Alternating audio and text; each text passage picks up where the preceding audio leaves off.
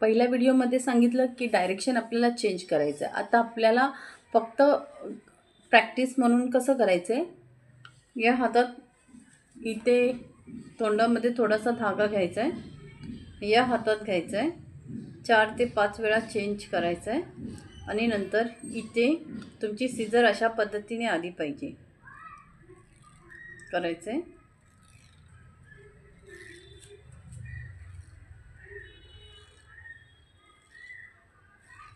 नंतर तोच डायरेक्शन या हातामध्ये घेऊन परत तुम्हाला अपोजिट साईडला 5 ते 6 वेळा करून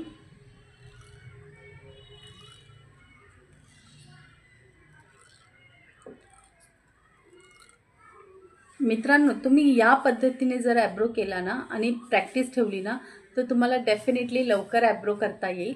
म्हणून माझ्या सांगितल्याप्रमाणे एकदा ट्राय करा आणि बघा जमतोय का. थँक्यू.